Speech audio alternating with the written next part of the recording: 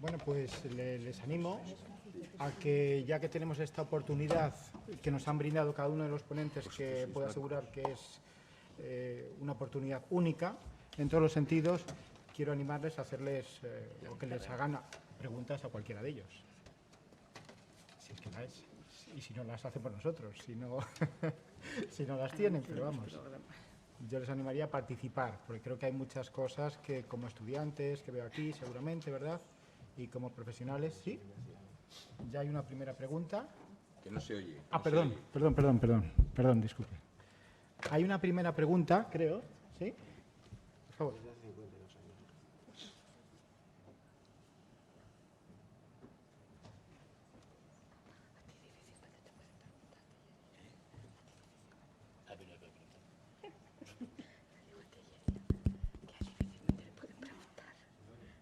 No. Buenos días. ¿Se me oye? Bueno, pues rompo yo el fuego. Fenomenal. Felicidades a todos los ponentes. Hablo como padre de niño implantado. Y mi pregunta iba enfocada sobre todo al representante de la casa comercial, Advanced Bionic. Pero también me interesaría mucho la opinión de los médicos implantadores, otorrinos y foniatras. Mi pregunta es que si no sería posible llegar a un acuerdo de las casas comerciales y llegar a homogeneizar la parte interna de los implantes cocleares para que luego dar la posibilidad al paciente de que pueda elegir la parte externa y de que ese paciente no quede vinculado a una marca comercial durante toda su vida. Esto que yo planteo es una entelequia, es una utopía, pero yo creo que está pasando en todo el mundo tecnológico, en el mundo informático. Las conexiones de los ordenadores se homogeneizan, las USB, las conexiones de los móviles también empiezan a ser homogéneas. Es tan difícil llegar a un acuerdo, a una regulación, a una ley, ya no solo nacional, yo creo que ya internacional, a través de la OMS, de esto. Muy bien, pues no es una entelequia porque de hecho es una pregunta que nos hacen con bastante frecuencia en ese sentido. Bueno, las estructuras a nivel de ingeniería, el diseño de los implantes, digamos que se basan en plataformas que no se entienden. O sea, son plataformas totalmente distintas de codificación y a día de hoy no se entienden. Un implante de parte externa es incapaz de reconocer electrónicamente a un implante de parte interna de otra casa comercial. Porque son plataformas que sí, al principio sí que vimos que el implante coclear sí que tuvo un principio, o sea, un inicio común, pero después ya se desarrollaron por caminos totalmente distintos y son plataformas que han generado unas diferencias tan grandes como la comprensión entre, no sé qué ejemplo ponerte, pero un teléfono móvil y una nevera. Es decir, es muy difícil que haya un consenso entre partes internas y externas de plataformas que no se pueden comunicar entre sí a nivel interno, a nivel tecnológico. Sé que no te ha gustado la respuesta, pero es la que tengo. Bueno, yo creo que el problema es dinero, es económico. O sea, hay unas grandes multinacionales que manejan efectivamente el asunto y les interesa mantenerlo así. De tal manera que yo me he visto sorprendido en el mundo de los audífonos cuando me comentaban que la tecnología que iba a venir ya se sabía, pero había que irla sacando poco a poco para que fuera rentable. A partir de ahí, pues efectivamente el que se llegue a esos convenios, a no ser por leyes internacionales, como comentas, me parece francamente difícil. Yo creo que una cuestión muy parecida se planteó en el Congreso de los Diputados hace muy poco tiempo. Yo creo que venía recogida en el último número de AIC. Pero eso que básicamente va a ser imposible porque cada casa comercial tiene su estrategia y se basan en la competencia para poder tener más beneficios, y eso es así, son estrategias comerciales. Lo que más demandan ahora los padres de niños a los que se va a implantar, porque tienen muchas comunicaciones entre ellos, es decidir qué tipo de implante se le ponga. Es decir, que no haya un centro implantador que pone un tipo y otro, y porque le toca a su área este implante, pues va a ser el que lleve. Lo que reclaman más ahora mismo es poder decidir qué tipo de implante ponerse.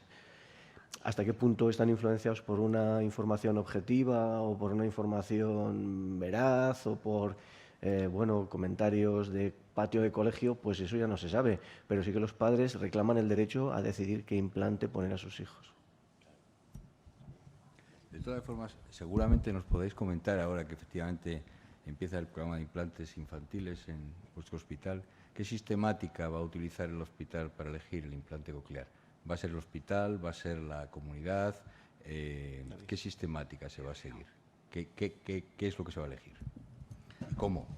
Bueno, eso nosotros no podemos elegir todo lo que quisiéramos y nosotros no ponemos el dinero, lo pone la Administración. Así que es la Administración la que va a ir decidiendo, siempre por nuestro consejo. Pero intentamos ser lo más amplios posible, en la medida de lo posible, siempre y cuando podamos hacerlo. Entonces hay decisiones que nosotros no tomamos y podemos intentar modificarlas y estamos modificándolas, pero eso no siempre, desgraciadamente, es así. ¿Pero va a salir a concurso el implante? Siempre salen a concurso. Siempre salen a concurso salen a concurso. ¿Se deciden los implantes de un centro y de otro de manera diferente o hay una política común? De momento en Castilla y León no hay una política común. No hay una política común. No. Luego en el criterio también en el criterio del implante que poner se ven a veces fantasmas donde no hay, ¿no? Sacas dos concursos y dices, bueno, uno va a ser para adultos y otro para niños. Y dice, claro, pero es que el de niños va a utilizar muchos cambios de implante a lo largo de su vida y va a ser más rentable para la casa comercial que lo ponga. Y el de adultos, pues resulta que a lo mejor se lo pones a un señor de 58, 60, 70 años, que puede ser, y va a recambiarlo una sola vez. Es menos rentable para la casa que lo ponga. Bueno, nosotros a la hora de decidir qué tipo de procesador vamos a elegir, lo sacamos en un concurso o en otro, lo hacemos en base a sus características técnicas, no en base a la rentabilidad de la empresa, porque no tenemos ningún vínculo con esa empresa.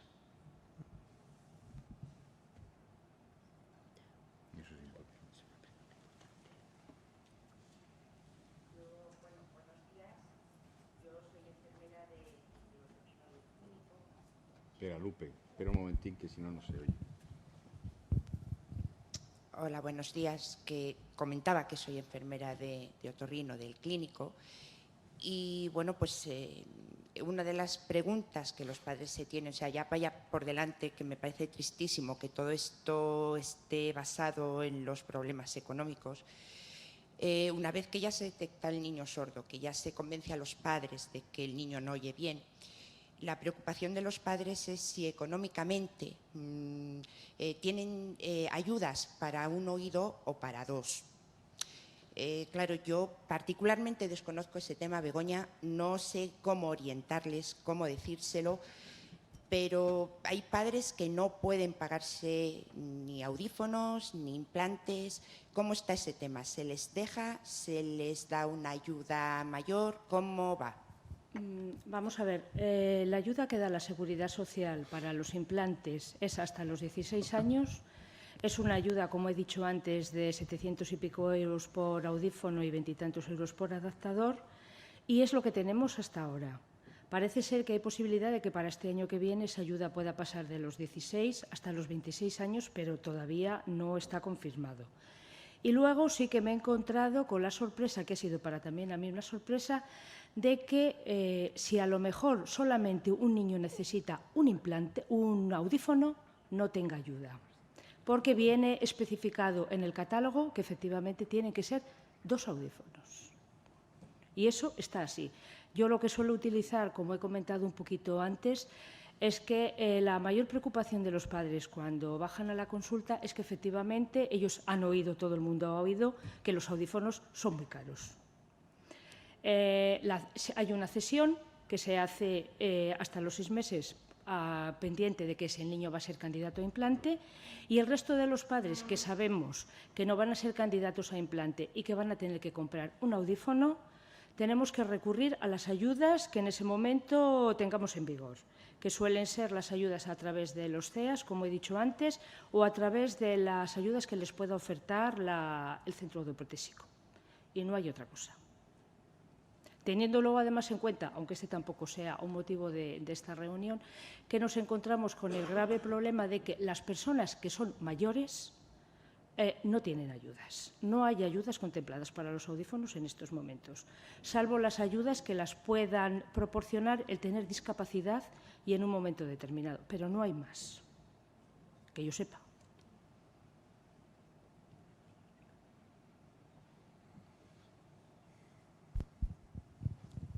Bueno, hola. Esta pregunta va dirigida un poquito para el equipo de valoración de implante y de valoración audiológica del Río Ortega. Vamos a ver, nos encontramos muchas veces, lo comentaba antes con el doctor Herrero, casos en los que los niños, los resultados audiométricos generales son buenos. Sin embargo, la evolución lingüística no es la esperada en relación a su audición. La incoherencia muchas veces, pues eso nos plantea serios problemas, ¿no? O por lo menos desafíos. Quería saber si desde el Río Ortega tenéis algún tipo de protocolo de actuación, derivación, un equipo concreto que se ocupe de una valoración más amplia. ¿Cómo actuáis en ese caso? Gracias. A ver, nosotros en la unidad de audiología del Hospital Río Ortega vemos a muchos pacientes, ya digo, tanto de los que entran dentro del programa de implante coclear como del resto de niños. Y sí que es verdad que nos hemos encontrado muchas veces con papás que nos cuentan problemas que se han detectado en el desarrollo del lenguaje o el desarrollo en el colegio. Nosotros intentamos siempre hacer pruebas tonales porque es la prueba que más validez ha tenido y tiene actualmente, incluso para la valoración de la discapacidad. Pero sí que es verdad, y lo había comentado anteriormente, que intentamos reforzar siempre esas pruebas con pruebas verbales. Pruebas verbales que realizamos con 6 abiertas, con 6 cerradas, dependiendo de las capacidades del niño. Utilizamos frases con apoyo, frases sin apoyo. Utilizamos, en algunos casos, degradación con ruido, señales competitivas, diferentes fuentes sonoras.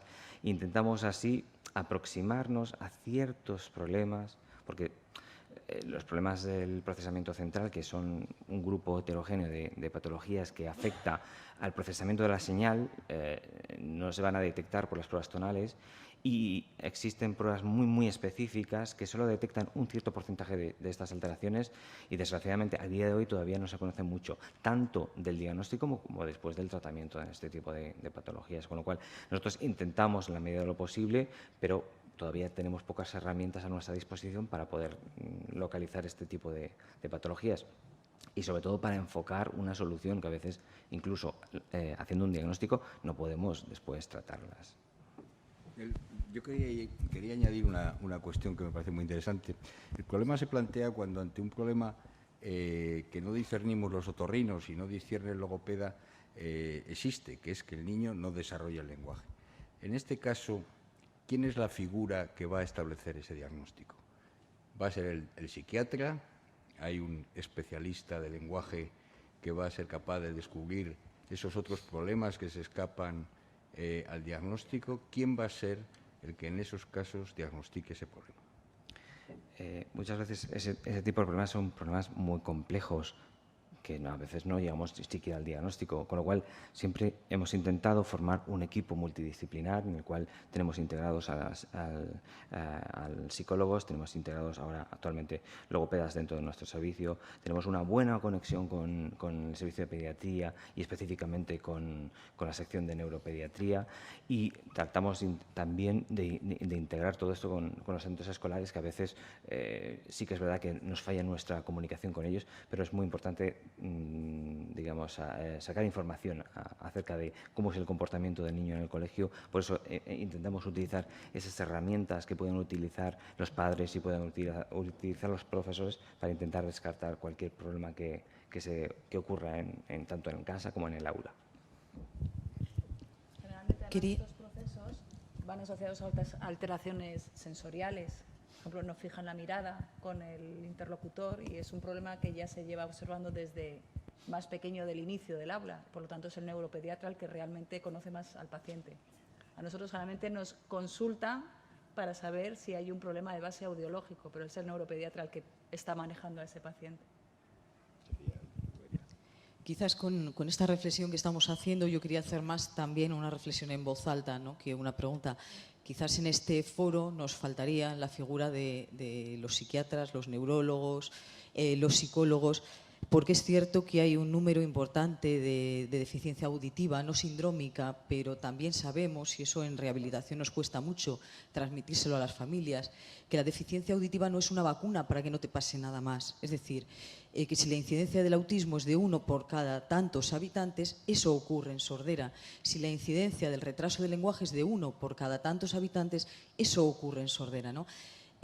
Aquí es un poco quien pone el cascabel al gato. Qué difícil es ese diagnóstico cuando habitualmente se hace por observación, ¿no? Cuando estamos en terapia, como decía mi compañera, no hay una equivalencia entre los resultados de las pruebas audiométricas y el resultado funcional en cuanto a la adquisición del lenguaje, del habla, ¿no?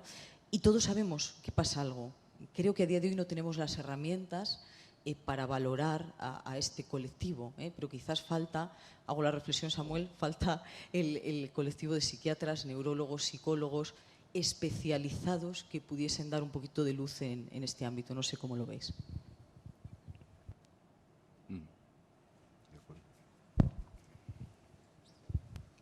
Continuando un poco lo que estás diciendo, bueno, yo trabajo en el equipo específico de discapacidad auditiva de educación en la provincia de León. Y lo que no trabajamos con Valladolid, trabajamos con Salamanca, pero lo que nos encontramos muchísimas veces es mucha dificultad de coordinación. Está por un lado el oído, digamos, toda la parte médica, y luego nosotras dentro del contexto escolar sí trabajamos mucho, observamos mucho el lenguaje, pero luego tenemos muchas dificultades para que haya traspaso de información. No hay una buena coordinación, es lo que dice, que muchas veces sí, las pruebas médicas van muy bien, pero luego el niño no desarrolla bien el lenguaje, no hay un lenguaje funcional o comprensivo. Y nos vemos esa dificultad. Yo creo que hay falta, y también lo he estado viendo en las exposiciones, falta con otra pata, que hay profesionales a lo mejor que faltan en el ámbito médico, pero en el ámbito educativo sí que hay profesionales que están trabajando, pero todo eso se queda aparcado ahí dentro del ámbito escolar y de ahí no sale. Nosotras podemos decir que tenemos muy buena coordinación con los servicios de otorrinos de León, pero son personas, o sea, realmente tenemos, tanto en el Bierzo como en León, tenemos 2 referentes, pero es iniciativa personal. Entonces, yo creo que hace falta a lo mejor también protocolos en los que se coordine realmente, en este caso, la información del mundo escolar, que hay psicólogos, hay maestros de audición y lenguaje que están trabajando con niños con discapacidad auditiva, necesitan información y tienen mucha información. Entonces, siguiendo en esa línea, antes habéis explicado muy bien con los equipos de atención temprana de la gerencia. La Consejería de Educación también tiene sus propios equipos de atención temprana que también están trabajando continuamente, en especial también aquí en Valladolid, que es lo que más conocéis. Entonces, muchas veces igual los propios, los que somos orientadores, lo que echamos en falta es tener un trato más cercano. Igual se podría el mismo protocolo que usáis con la gerencia de servicios sociales y con el centro base, que se traspase a educación, porque a nosotros igual nos falta información, incluso del audioprotésico, y a ustedes les falta información de lo que vemos a diario trabajando con el niño, a nivel de reflexión. Sí, no, estoy plenamente de acuerdo. Sí, yo creo que, hombre, la verdad es que se ha avanzado mucho en este terreno, ¿no? Por ejemplo, efectivamente, nosotros, como os comentaba en el esquema inicial, en nuestro hospital la relación dentro-fuera se establece a través de la trabajadora social, porque en muchos de esos centros hay otra trabajadora social y eso permite que entre ellos puedan contactarse enseguida, ¿no? Centros educativos, centro base, etcétera. Pero efectivamente falta la estructura. Cada uno un poco la instaura a su manera y medida y según las personas que haya y según el interés que se tenga y tal. Sí, falta esa coordinación, que por otra parte, como hemos visto y como efectivamente demuestran las jornadas que estamos siguiendo, es fundamental, ¿no? Porque al final la actuación de todos es lo que consigue los mejores resultados. Yo, ahora cuando has hablado, yo habitualmente, pero como tú has dicho, es un problema posiblemente de personas más que de un sistema establecido. A mí siempre me llaman muchos equipos porque siempre, bueno, pues el niño no va bien en el colegio y no se sabe el por qué. Entonces, no hay nada establecido, es, como acabas de decir, la buena colaboración de, a lo mejor, de tú que me llamas y de yo que intento ponerme en contacto, que el otro día en concreto he tenido 2 casos con el otorrino para ver un poquitín qué es lo que está pasando, porque efectivamente vosotros veis que en los colegios las cosas no van bien. Pero eso efectivamente nosotros aquí no está muy coordinado. Puede ser que efectivamente falte algo.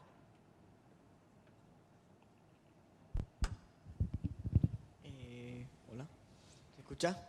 Sí. Ahora, soy de primero de Educación Social. Me gustaría preguntar qué intervención socioeducativa se da a los niños con hipoacusia. Perdón, es que... ¿Qué intervención socioeducativa se da a los niños con hipoacusia? ¿Socioeducativas? Sí. Yo las intervenciones que doy con los niños con hipoacusia es orientarles, en el momento que yo tengo conocimiento de ello, de qué pasos son los que tienen que dar, estamos hablando de un niño por supuesto pequeño, de qué pasos tienen que ir dando en el proceso que más o menos he explicado antes, que es centro base, centro audioprotésico, y yo habitualmente me pongo en contacto con ASPAS. No sé si te refieres a eso o no te he entendido. El centro base, porque ahí va a empezar, porque va a empezar la valoración de atención temprana, porque va a empezar una valoración de discapacidad, habitualmente no de dependencia, porque en los niños hipoacúsicos que solamente tengan un problema de hipoacusia, habitualmente no sale una dependencia, por el centro audioprotésico hasta que sabemos si un niño va a ser o no candidato a implante, con las ventajas y los inconvenientes que tiene una parte y la otra parte, y luego habitualmente con ASPAS, y luego ya entramos a partir de los 3 años, seguimos teniendo contacto con los equipos de educación.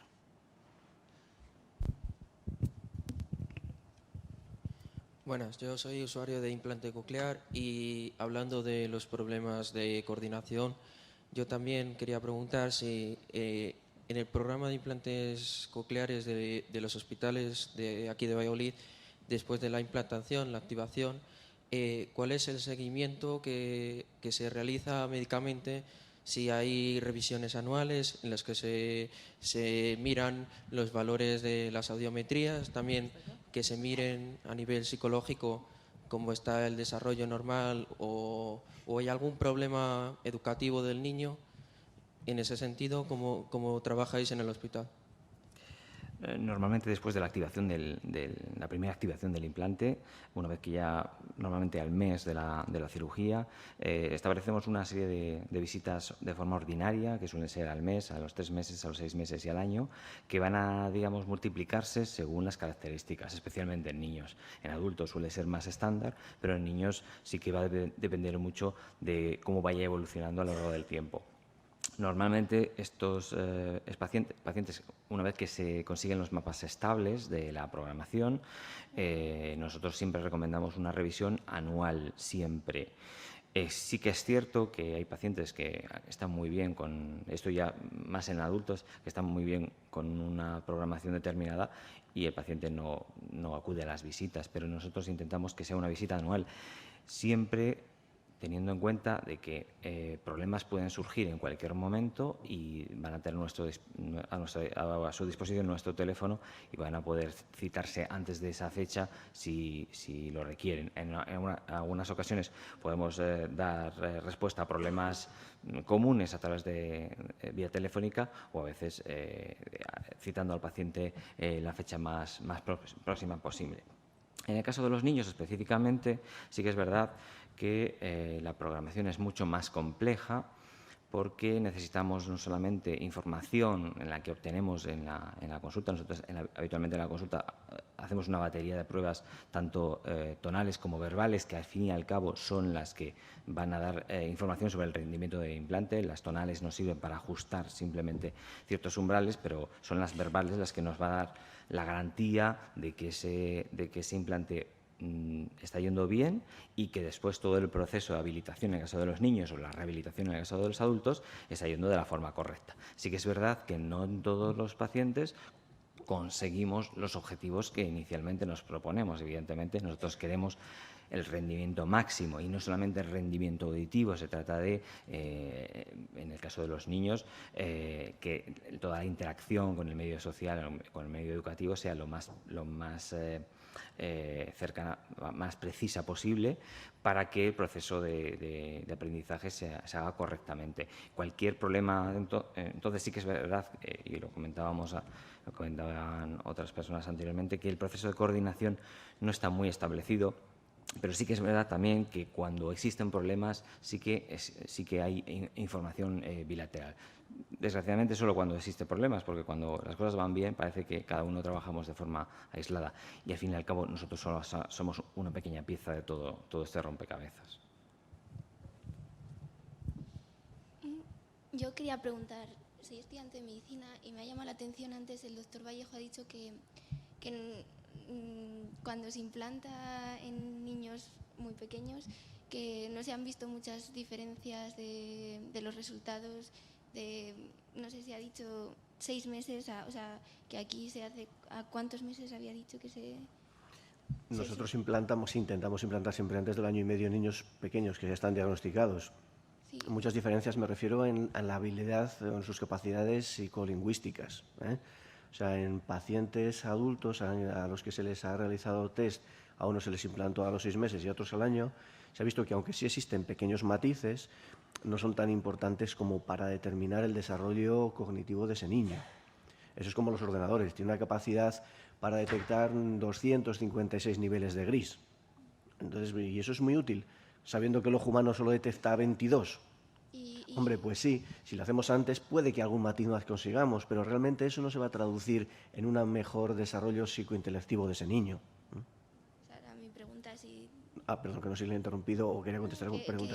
O sea, sí, porque un bebé de 6 meses, aunque todavía no hable, sí que está procesando lo que está escuchando ya desde esa edad. Entonces, claro, sí, claro. Pero esa ventana es amplia. Esa ventana temporal que yo decía necesaria para implantar no es una ventana temporal de unos meses y si se nos escapa perdemos una oportunidad. Esa ventana realmente va desde los 0 efectivamente, hasta los 9, 10 años. Lo más importante es hasta los 4, 3, 4, que es cuanto más se establece el lenguaje, pero hasta que se establece el lenguaje definitivo es un poco más largo. Lo óptimo es ponerlo cuanto antes mejor. Ahora, ¿merece la pena poner en riesgo el desarrollo de un niño facial porque puedas dañar un nervio, que es el nervio facial, que moviliza la cara, o puedas tener una complicación intracraneal por una salida de líquido cefalorraquídeo por implantarle 2 meses antes o 2 meses después, cuando su desarrollo psicointelectivo finalmente no va a notar ninguna diferencia? Esa es la pregunta. ¿Que se puede hacer? Naturalmente que se puede. ¿Merece la pena? Bueno, ahí están los estudios de los distintos grupos. Los japoneses abogan a que sí, otros, pues en fin, pues no merece tanto la pena. Y a nivel de la atrofia porque tengo entendido que el nervio con el tiempo se atrofia y eso se nota mucho en tan poco tiempo. No. Contesta si quieres. Sí que es verdad que, a ver, evidentemente, si implantamos a un niño de 6 meses, no va a llevar tanto retraso como el que implantamos al año. Evidentemente, ese año que ha estado sin estimulación acústica, a veces sí que la tiene porque tiene restos auditivos. No hay que olvidar lo que las prótesis están haciendo un trabajo durante ese tiempo. Lo que sí sabemos es que el periodo de plasticidad neural sí que vamos a llegar a una gran adaptación. Y lo que se ha visto es que estos niños llevan un retraso inicial, pero que a los 2-3 años se ponen a nivel de los niños que le corresponderían. De manera que esto siempre es una balanza entre el riesgo y el beneficio. Existe un riesgo y hoy día queda en algunos casos enmascarado, porque si nosotros pensamos que un niño a los 6 meses tiene una hipoacusia profunda y le implantamos en los 2 lados, pero después no era así, no lo sabremos nunca. Sí que lo sabíamos antes cuando se implantaba solo un lado, porque había implantaciones precoces que después se convertían en estímulos bimodales, porque resulta que el proceso de maduración no estaba completo y el niño durante los primeros meses fue desarrollando capacidades que no tenía al principio del diagnóstico. Por eso es importante una balanza entre el riesgo y el beneficio. Evidentemente no queremos poner implantes a niños que no lo necesitan o que se puedan beneficiar por una prótesis auditiva, porque no olvidemos que la estimulación acústica siempre es mejor que la estimulación eléctrica, ¿de acuerdo? Tanto para muchas opciones y sobre todo porque el niño no va a tener un aparato electrónico implantado dentro de su cráneo, ¿de acuerdo? Entonces, esto va a ser siempre una balanza entre el riesgo y el beneficio. Por eso hemos considerado que entre los 6 meses y el año no existen tantos beneficios como los riesgos que sí que tenemos. Pero además, lo mejor está por descubrir. Quiero decir que en el programa de implantes cocleares de la residencia se hace lo que se hace, lo que se hace en todo el mundo. Hay grupos pioneros que efectivamente están poniendo implantes, se hace lo que se hace en todo el mundo. Quiero decir con esto que a lo mejor el día de mañana pues hay un milagro y ocurre como comentábamos que hizo Jesucristo en Galilea y el recién nacido se le toca y se transforma, ¿no? Es decir, lo mejor siempre está por venir. Lo que hay ahora es esto, ¿no? ¿Sería mejor implantarle sabiendo el diagnóstico exacto con 3 días de vida? Pues es difícil de saber, sin duda nacemos oyendo y probablemente oímos ya antes de nacer, ¿no? Y captamos sonidos y eso probablemente sea importante. Pero el programa llega hasta lo que hoy se conoce, ¿no? Es difícil saber, es difícil, bajo mi punto de vista, saber más, ¿no? Con lo cual, discutir si sería mejor a los 6 meses, pues hombre, lo que hay es esto, ¿no? Sí, esto es a día de hoy, evidentemente, porque hace unos años nadie pensaba que a un niño de 6 meses o de 1 año se le iba a implantar, y ahora sí. Si nosotros tuviéramos los mecanismos diagnósticos suficientes en esos primeros meses y, digamos, el riesgo quirúrgico y el riesgo de complicaciones minimizado hasta tal punto de que lo pudiéramos hacer, por supuesto que lo haríamos. Pero hasta el momento, pues todavía estamos con este problema de la tecnología, ¿de acuerdo? Entonces, en el futuro, por supuesto, que será totalmente diferente y no sabemos si el implante coclear va a estar ahí. De momento sí, pero ahora se está investigando eso con células madre. Quizás el día de mañana el implante desaparezca. Pero incluso aunque tengamos las herramientas que las tenemos, porque hoy día sabemos antes de que nazca el niño si va a ser sordo. Porque si son 2 padres sordos portadores de un gen, se le hace una amniocentesis y se detecta que es portador de ese gen deleterio, que va a causar una hipoacusia profunda neonatal, pues ya sabemos, no hace falta esperar los 6 meses para hacer ningún test para comprobarlo. Ya lo sabemos que va a ser sordo. Pero incluso ahí supone más riesgo operarle con 6 meses que dejarle unos meses más. Una pregunta para el doctor Benito. Vosotros que sois pioneros en el cribado neonatal, supongo que, bueno, pues a través de la experiencia y de los estudios precedentes, pues habéis decidido, es una cuestión técnica, bueno, usar los potenciales automáticos. ¿Por qué en lugar de autoemisiones? Y luego un poquito cómo se completa ese diagnóstico posteriormente en bebés. Y solo una última cuestión para el doctor Tellería, y es ¿cuándo se hace, acaba de decir el doctor Vallejo, bueno, pues en papás con pérdida auditiva, en qué caso se hace un diagnóstico genético prenatal, bueno, pues para valorar la posibilidad de un hijo con pérdida auditiva? Sí. Bueno, nosotros efectivamente elegimos el equipo de potenciales automáticos, algo se ha dicho, el doctor Tellería os ha comentado, por varios motivos. Sin duda, en principio, parece que el hecho de tener que utilizar en relación a las autoemisiones una serie de elementos que cuestan dinero ponía un poco sobre duda el que fuera el mejor equipo. Parece en principio que la prueba es más cara y eso en principio parecía rechazarla. Es una prueba más pesada, es una prueba más larga. Parecería en principio que al consumir más tiempo también sería una prueba que quizá no funcionara tan bien como las autoemisiones, que era el procedimiento más extendido en España por lo menos, ¿no? Sin embargo, vimos que los tiempos, cuando se ven los falsos positivos, con autoemisiones hay muchos más niños que no pasan la prueba inicialmente que con potenciales. La repetición de esa prueba, el tener que volver a realizarla, generaba primero el que se perdieran niños y que no volvieran otra vez al cribado. Y, en segundo lugar, que el gasto al final, sumando todas esas variantes y sumando el gasto que supone a los padres tener que dejar de trabajar para volver a llevar, etcétera, el gasto extra que se produce, salía más económico la prueba de potenciales. Pero hay una cuestión que es muy importante, es un porcentaje pequeño, el 10% de las hipoacusias, 1 de cada 10 hipoacusias profundas, que es 1 de cada 1000 recién nacidos. Parece muy pequeño el porcentaje, pero ahí está y es importante, y todos tenemos a esos pacientes. En la evaluación de la audición con autoemisiones pasa por alto un problema que es la de neuropatía auditiva. Lo del geno TOF, en algunos casos, como comentaba el doctor Tellería. Eso solo se puede diagnosticar mediante potenciales. Hoy en día, la normativa internacional indica que a determinados niños ya habría que hacerles potenciales automáticos como prueba de cribado inicial, como son todos los que nacen de la UCI, con lo cual todavía se ha complicado más, porque entonces a los que utilizaban el procedimiento de autoemisiones les obligan de alguna manera a que tengan que usar también el equipo de potenciales, con lo cual a la hora de formar a los técnicos para que hagan las pruebas les tienen que enseñar a realizar una y a veces a realizar la otra y, en fin, complica enormemente el asunto. Elegimos nosotros la prueba de potenciales automáticos porque considerábamos que era mucho más eficaz, cuando además el tiempo de ingreso posparto se iba reduciendo en los hospitales. La prueba, al tenerse que adelantar, si era la de autoemisiones, todavía multiplicaba los falsos positivos en relación a los potenciales, que es una prueba más estable, sin que haya ninguna prueba absolutamente eficaz, porque efectivamente con todas hay la posibilidad de que una hipoacusia progresiva o muy leve pueda pasar desapercibida.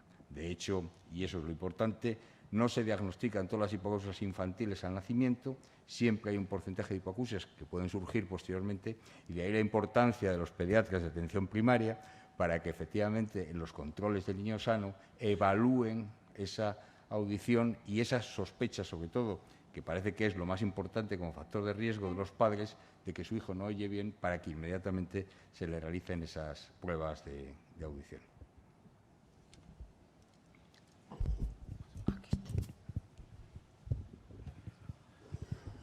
Bueno, quería aclarar además que como yo también trabajo en los programas de cribado, no de esto, sino las otras, las pruebas del talón, soy el responsable de las pruebas de eso, es que un programa de cribado es un programa de cribado, no es un diagnóstico. Y eso es una cosa que a veces los pediatras no suelen tener claro. Es decir, a veces nos llaman pediatras a decir, ¿y esto cómo va a tener tal cosa si ha pasado el cribado? Pues si ha pasado el cribado es que puede pasar. Pero dejando esto aparte, iba a contestar el tema del diagnóstico prenatal. Primero quiero aclarar que el diagnóstico prenatal solo es una de las opciones para evitar la recurrencia del problema. Hay otras. Es decir, si estamos hablando de una dominante, podemos utilizar gametos de donante, sea donante de semen o donante de óvulos. Si es una recesiva, exactamente igual. Y luego hay que tener en cuenta, y además desde hace un año que se publicó una orden ministerial, está acogida esa orden, también sería susceptible de hacer diagnóstico genético preimplantatorio. Es decir, hacer una fecundación in vitro y seleccionar en laboratorio mediante una microbiopsia. A los 3 días se obtiene una célula de cada uno de los embriones en fase de mórula, en fase de 8 o 10 células se obtiene una célula de cada embrión y se identifica qué embriones estarían afectados y qué embriones no, y se implantan solo aquellos que no están afectados. Es decir, esta sería otra de las opciones. Y el diagnóstico prenatal es, por lo tanto, solo una de las opciones posibles. Y todos ellos están a disposición de las parejas que estén afectadas o que estén en riesgo.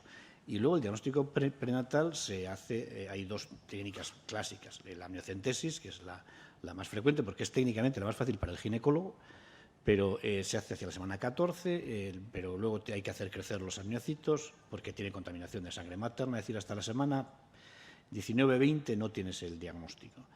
Y bueno, eso desde el punto de vista de la gestante pues es un problema, porque un embarazo de 20 semanas, pues bueno, es un embarazo que ya se siente y desde el punto de vista psicológico es importante y yo creo que debería de tenerse en cuenta. La otra técnica es la de utilizar para el estudio genético, utilizar una biopsia corial, una biopsia corial que es mucho más precoz porque se puede hacer a la semana 10, se suele hacer hacia la semana 10 de la gestación.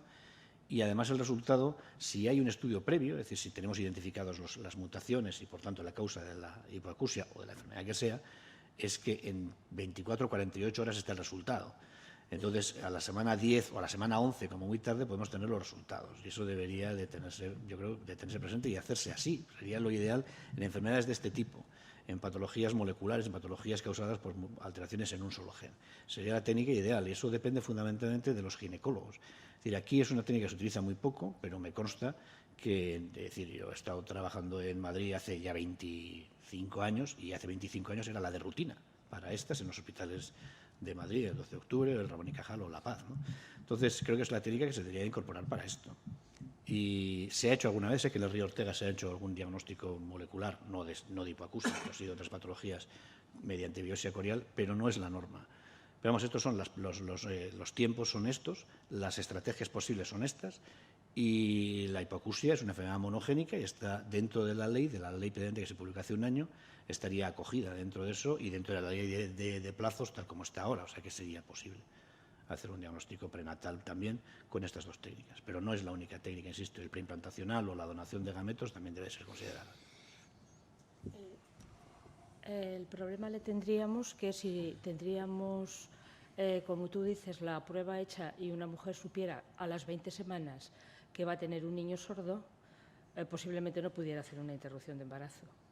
Tal y como está ahora contemplada la ley, posiblemente no lo podría hacer. Porque la interrupción de embarazo te especifica que tiene que ser una enfermedad que ponga en peligro la vida. No estaría. De la 14 a la 22 sí, pero antes de la 14 Antes de la 14 lo podría hacer, pero no tendríamos el diagnóstico. Si haces biopsia corial. Si haces biopsia corial. Si de la otra forma, no, yo creo que no se admitiría en estos momentos una interrupción de embarazo de una mujer que sepa con 20 semanas que su niño viene sordo. Claro, pero mediante biopsia corial sí. Mediante biopsia.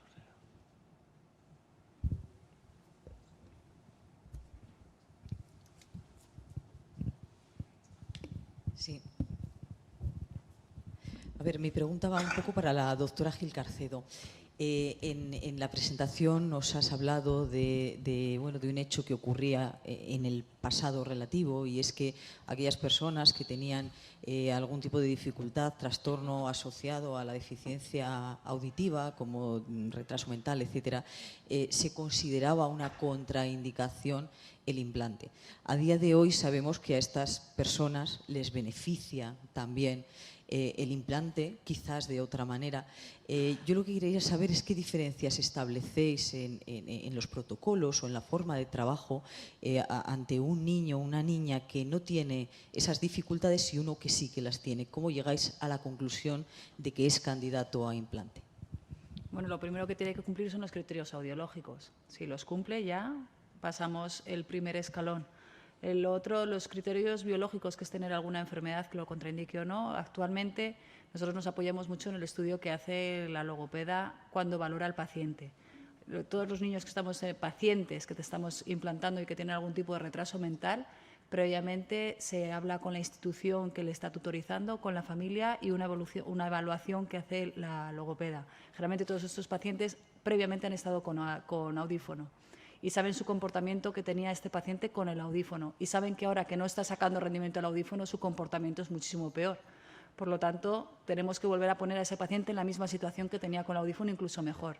¿Qué es lo que ocurre cuando implantamos a un paciente con algún tipo de retraso mental o de trastorno psicológico? Es que la rehabilitación va a ser mucho más compleja. Pero ahí ya nosotros, los otorrinos, gracias a Dios, pasamos a un segundo plano. Nosotros solo vamos a ir evaluando lo que nos está diciendo el logopeda. Y es el logopeda el que, si con un adulto con unas capacidades intelectuales normales necesita a lo mejor 3 o 4 meses de rehabilitación, está hablando de un poslocutivo que muchas veces con 20 sesiones y el adulto lo tiene totalmente cogido toda la rehabilitación, pues con un paciente que tiene un retraso mental eso le puede llevar más de un año incluso. Incluso a nosotros más trabajo para reprogramar. Es decir, no vamos a programar como un adulto que realmente nos va a saber explicar a la primera aquí me duele o aquí no lo oigo, a un paciente con un retraso mental que para poder llegar a esos umbrales tanto tonales como de dolorosos nos va a costar muchísimo más. Por lo tanto, la programación nos va a llevar más tiempo. De todas formas, yo, por lo que comentábamos en las últimas reuniones que tuvimos con vosotros, creo que serían casos excepcionales los que no fueran implantados. Porque al final la información va a ser toda muy relativa, ¿no? Comentábamos casos en los que al final sabemos que el niño no va a hablar, no va a desarrollar lenguaje, pero sin embargo va a establecer una serie de contactos afectivos con su madre o con su familia o con sus... que al final sea decisión caso por caso, ¿no? Yo creo que son casos muy complejos donde al final todos tienen que participar y dar la opinión, ¿no? Sí, si algo hemos aprendido, yo personalmente en la etapa de diagnóstico, es que los problemas de estos niños son nuestros problemas, porque nos van a dar muchos más problemas, entre comillas, en la exploración y en la fase de diagnóstico, en la decisión de la implantación o no implantación, la adaptación o la no adaptación, y también para el seguimiento. Pero lo que en un principio se pensaba que, bueno, son niños con problemas y van a tener muchos problemas, entonces mejor lo apartamos, hoy día está absolutamente descartado. Y son aquellos, precisamente, en los que debemos prestar más atención, y así lo dice también la normativa, la última, en la cual son los primeros pacientes, digamos, para la implantación, por ejemplo, bilateral. Aunque luego es discutible si esa implantación debe ser también para el resto de niños, pero desde luego que son aquellos en los que van a tener más justificación el poner 2 implantes, incluso teniendo un buen rendimiento con el primero.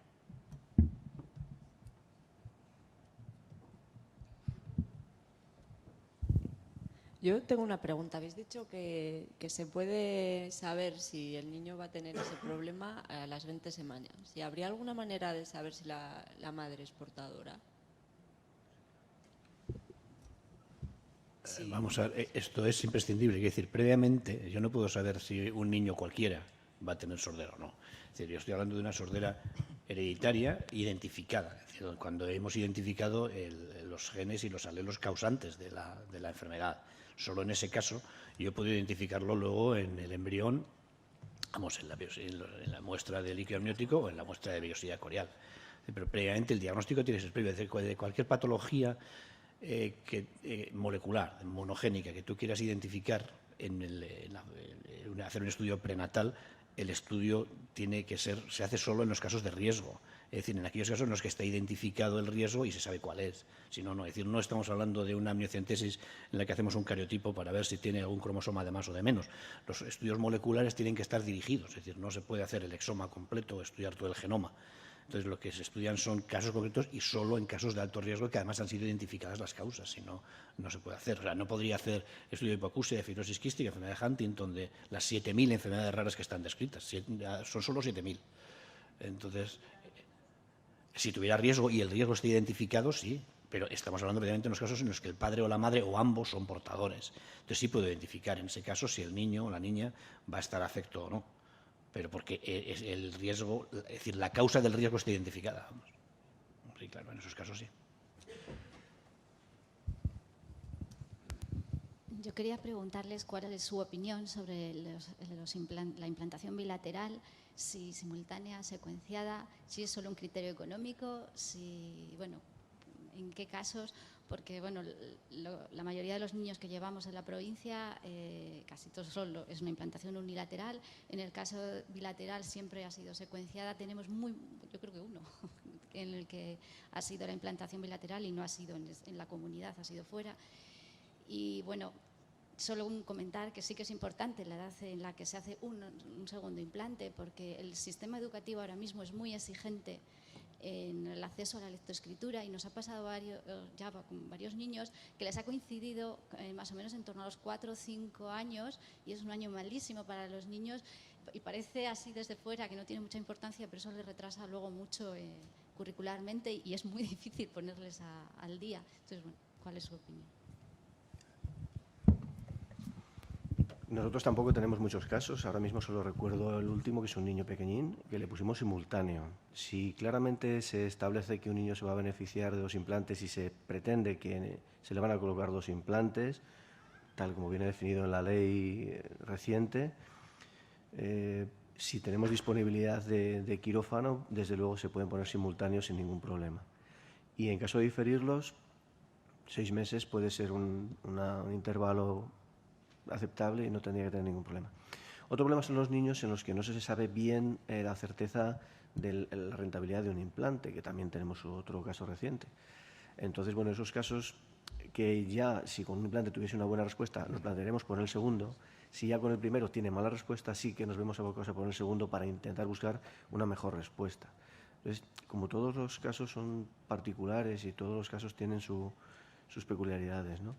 Pero sí, el implante simultáneo tampoco, es más, acorta los tiempos, porque es mucho más corto poner un implante simultáneo que dos diferidos. Mejora económicamente porque al hospital le supone una estancia hospitalaria y no 2 estancias hospitalarias. Y si el niño, su desarrollo biológico permite el ponerle, porque no es un niño que sea inmaduro, porque no es un niño que tenga problemas anestésicos, en el mismo momento la intervención lo alarga 1 hora y poco el poner el segundo. Entonces siempre es mejor que no diferirlo. De todas formas, perdona. Nosotros actualmente no tenemos experiencia, pero además con los nuevos equipos como el de Advanced Bionic, que nos va a permitir programar los dos en el mismo momento, eso te va a ahorrar muchísimo tiempo. Por lo tanto, eso sería lo ideal. No, que iba a comentar que ya desde hace años en nuestra comunidad los implantes son bilaterales en los niños, ¿eh? En todos los niños. Hasta ahora todos los implantes infantiles, salvo alguna circunstancia excepcional, son bilaterales. O sea, el hecho de que es lo que le he entendido, solamente habéis tenido uno bilateral reciente, simultáneo es diferente, sí.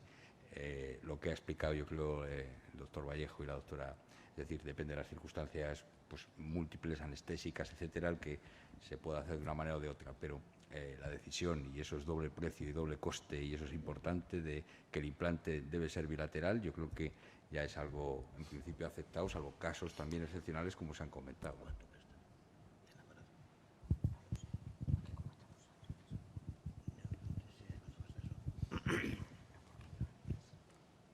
Gracias.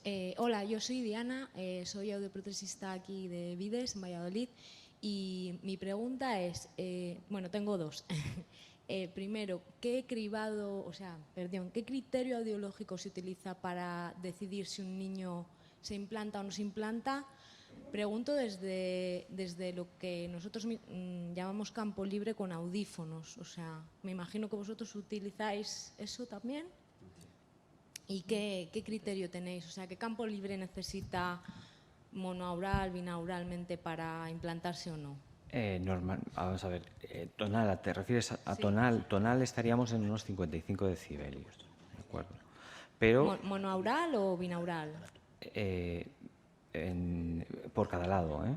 Vale. Pero siempre tenemos en cuenta el de mayor rendimiento al final, ¿no? Pero también las estereofonías, es que no es lo mismo tener 55 y 60 claro, que tener 55 y 90, ¿no? Pero también es cierto que hay niños que no alcanzan esos criterios y tienen una amplificación, digamos, suficiente en 40 decibelios, pero que no van desarrollando el lenguaje y que no van desarrollando no van adquiriendo todas las capacidades verbales que necesita. Y entonces la decisión del implante coclear no nos centramos en los umbrales tonales, sino que hacemos test de percepción tempranas, si va adquiriendo fonemas, si va adquiriendo algún vocablo suficiente. Entonces vamos digamos, monitorizando la identificación de diferentes enseres cerradas y dependiendo de ese rendimiento decidimos. Pero ya digo, en campo libre el estímulo tonal en niños muy pequeños pues a veces no es tan preciso y nos basamos también en otro tipo de respuestas ante estímulos vocálicos y verbales. Gracias. Y luego quería saber también, que me imagino que anatómicamente igual no es posible llevar el electrodo hasta el ápex de la cóclea, pero ¿qué pasa con esa vuelta que queda? ¿Se estimula ya por el impulso eléctrico del resto o...? No se cubren las 2 vueltas y media que tiene la cóclea, no se cubre con el implante, como mucho cubre una vuelta. Tengo que longitudinalmente son 33 milímetros, la longitud total de la cóclea si la estiramos, y eso no lo tienen los implantes. Pero es que además tampoco es muy rentable porque la espira basal, como ya ha dicho el doctor Gil Carcedo, es donde se codifican las frecuencias más agudas, las que tienen que ver más con la discriminación del lenguaje. Y las espiras basales, según la tonotopia, codifican frecuencias graves. Eso realmente tampoco es importante, porque una vez que se pone un implante, eso deja de existir. La tonotopía no existe ya, se pierde. Es una vez que abres la cóclea, aunque parece muy bonito lo de estimular las fibras basales, porque así va a oír mejor los agudos, las fibras apicales va a oír mejor los graves, eso realmente no es así. Una vez que se estimula, que se abre la cóclea, esa tonotopia se pierde, esa cóclea se destruye, y en función del número de impulsos por segundo y en función de la codificación que tenga ese implante, el paciente va a percibir un tipo de sonido u otro. Entonces, con el tamaño que tienen los implantes actuales, es capaz de abarcar un rango frecuencial suficientemente amplio como para sustituir todo el rango coclear fisiológico. Es decir, que aunque no se estimulen todo la espira apical, da igual, porque estimula el nervio el implante. Y con el rango y con la estrategia ACE o la que se tenga diseñada y con el tipo de codificación, se cubre suficientemente el rango frecuencial, sobre todo el que nos interesa, que es el del espectro del habla humana.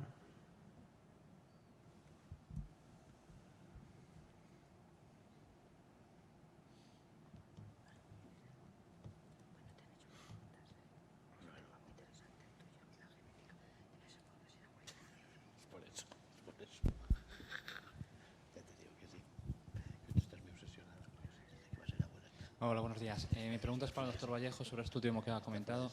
Bueno, mi nombre es César, soy audiólogo de GAES. Cuando dice que cuando se hace un implante se pierde la tonotopicidad de la cóclea, entonces, ¿qué sentido tienen los nuevos implantes que lo que hacen es estimular solo la zona basal para la estimulación de agudos, intentando preservar las frecuencias graves? Bueno, ahí para los implantes híbridos efectivamente es un poco distinto, porque ahí la técnica es diferente. Ahí se abre la cóclea con sumo cuidado, se llama cirugía suave, cuidadosa, para evitar dañar la cóclea. Entonces, son implantes más cortos el diseño, de manera que apenas si se alojan en la espira basal y un poco en la media, nunca llegan hasta las partes apicales, que son las que conservan los restos graves que tienen los pacientes.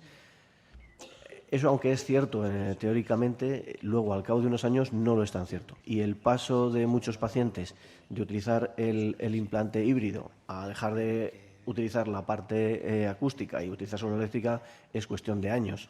¿Por qué? Pues porque se terminan deteriorando las frecuencias graves. Entonces yo me refiero a que una vez que se abre la cóclea, me refiero a una alteración genética en la que uno sabe que, bueno, que va a poner el implante sin un cuidado exquisito porque eso pues, va a suplir todo el funcionamiento. Pero cuando sí se pretenden conservar restos auditivos, entonces la cirugía es un poco distinta. Ya no se hace, hombre, no es que se haga lo bestia normalmente, se hace con mucho cuidado, pero todavía con más cuidado en el caso que pretendamos preservarlo. Pero una vez que se abre la cóclea, es que la fisiología de la cóclea es... antes se pensaba que efectivamente cada región codificaba una frecuencia. Hoy se sabe que una región que codifica la frecuencia 200 hercios se estimula eléctricamente 1000 veces, a 1000 hercios, la respuesta del individuo es de 1000 hercios, no es de 250. Entonces, es que estamos variando porque estamos introduciendo parámetros eléctricos en lo que son parámetros puramente fisiológicos. Entonces, no es solamente así. Pero bueno, entiendo su pregunta y entiendo el razonamiento de para qué sirve entonces conservar una cirugía muy conservadora si se destruye la estructura tonotópica de la cóclea. Bueno, pues no se destruye si lo haces previendo que has de conservarla, pero si no, se daña severamente. Sí, en relación a tu pregunta también, hacer un comentario con respecto, bueno, primero la tuya, cuando has comentado que las frecuencias más graves, bueno, pues el tema de que actuar en el electrodo. Desde el punto de vista de la programación, al menos con el software de Advanced Bionics, cada electrodo representa un canal en el panel del software y efectivamente en ocasiones previa a la programación se nos facilita una audiometría y el canal correspondiente a la frecuencia 125 hay veces que tiene una pequeña caída y se nos pide que se mejore, tratar de mejorarlo con la programación, pero desde la programación poco podemos actuar sobre dichas frecuencias. Es decir, una audiometría efectiva, al menos para nuestro software, está entre los 250 hercios y después 6.000, y ya te diría que 6.000, actuar sobre 6.000 tampoco es demasiado efectivo en ese sentido. Y después, con respecto al sentido que tendría, como comenta el doctor, efectivamente es totalmente distinto y con el tiempo se van a perder los restos de ese paciente, al menos en lo que nosotros se pretende con el electrodo Midel-Escala y el estudio clínico que estamos llevando a cabo para la preservación de restos auditivos, es que el electrodo en esa soft surgery efectivamente esté alojado en las frecuencias más bajas posibles, con capacidad de conservar, al menos a día de hoy, esos restos que sabemos que se irán perdiendo, y progresivamente poder desplazar en la programación el umbral de donde termina la eléctrica hacia aquellas zonas en las que, entre una programación de un año y la posterior, hemos visto que hemos tenido una pérdida posterior y que en ese lugar pues tenemos un electrodo. Los electrodos cortos te cubren un espectro que, si después esos nervios en los que no hay electrodo y le has dado toda la responsabilidad a la estimulación acústica, los pierdes, pues bueno, en fin, eso ya cada casa ha diseñado sus electrodos, pero ¿qué hacemos? ¿Planteamos otra intervención para llegar más al fondo y retomar la estimulación eléctrica? Eso, pues bueno, es un comentario y queda.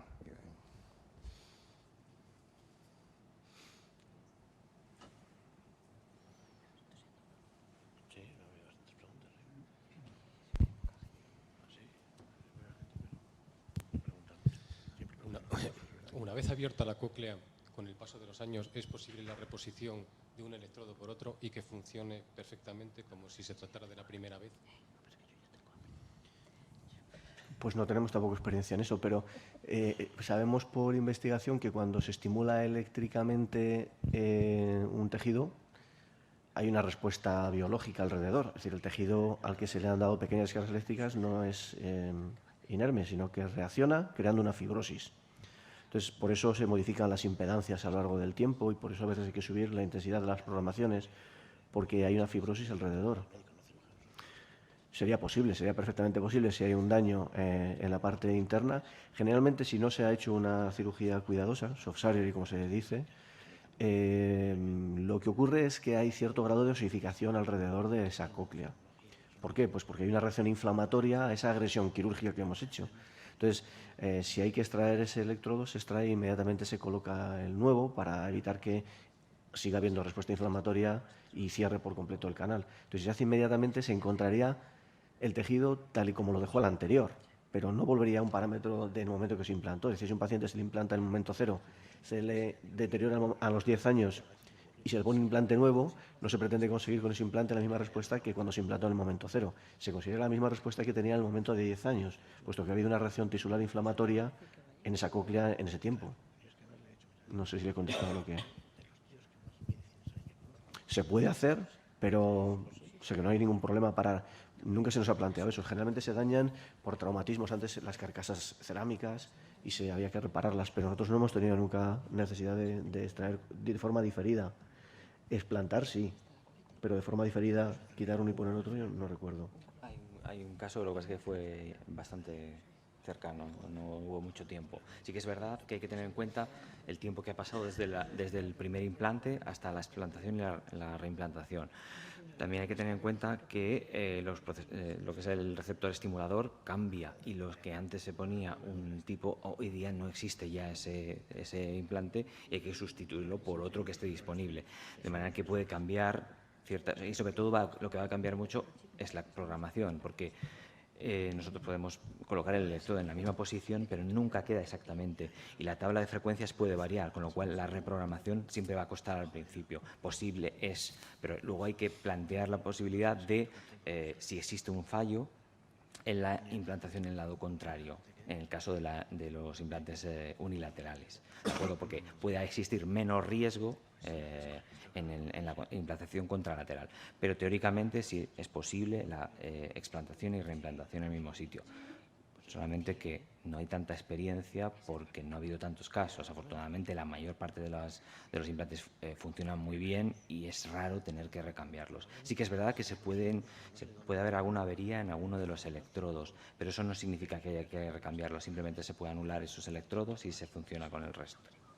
Bueno, sí que recuerdo un caso, ahora que lo dices, de un biofilm de una infección que tuvimos, efectivamente, que tuvo una infección en el lecho, se mantenía y al final pensamos que había hecho una capa. A veces las bacterias forman, con la superficie que tienen, glicocalis que se llama, forma una cubierta que se pega mucho a la silicona, que son las cubiertas que tienen estos dispositivos.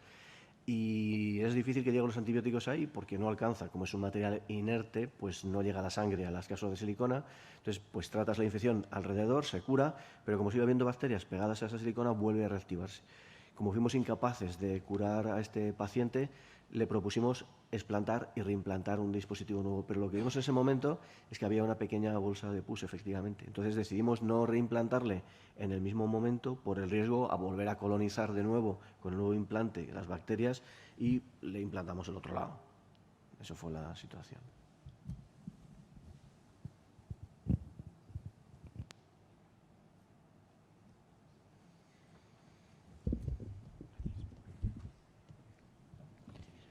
Bueno, creo que no hay más preguntas y quiero aprovechar la ocasión en nombre de la organización y en el mío propio de agradecer al Hospital Río Ortega, al Hospital Clínico y a todos los ponentes que han tenido, digamos, bueno, pues la ocasión, y hemos tenido nosotros, mejor dicho, la gran oportunidad de escucharles y disfrutar con todo lo que se ha expuesto. Y solamente, si me permiten, hacer una reflexión en voz alta, que quiero decirles que qué bonito es trabajar en grupo, no sino en equipo, y necesario para todos nosotros que estamos involucrados en este tema y queremos continuar trabajando, como digo, en equipo. Muchas gracias.